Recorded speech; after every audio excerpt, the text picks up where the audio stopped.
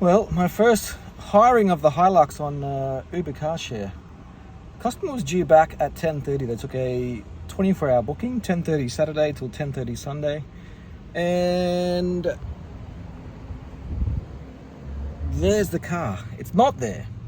And it's right now 11:50.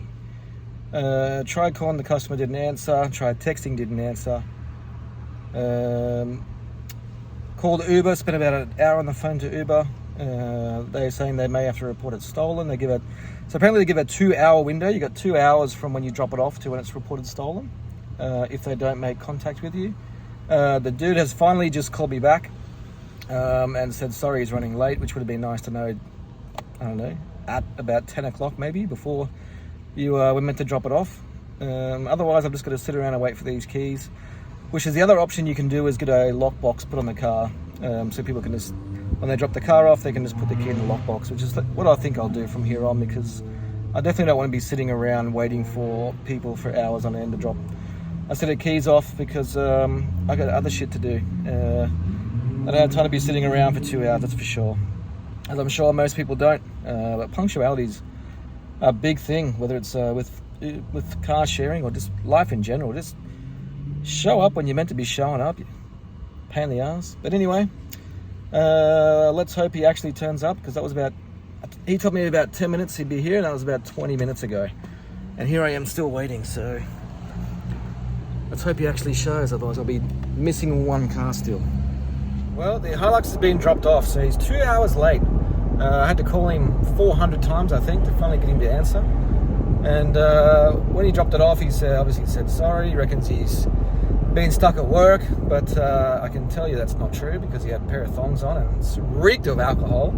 I opened the car, it stinks of alcohol, like someone who's hungover. So my best bet is he partied too much, couldn't tell the truth, which is all you ask from people, just tell the truth. And has either slept in or done something, whatever, but you know, it's going to cost him dearly, because it's been registered as lost time. It's probably going to cost him an extra $200 in late fees and stuff. But it's just the hassle of just not communicating with people. Just answer the phone, man, or send me a message. And when I asked him those questions, he was just apologetic. Sorry.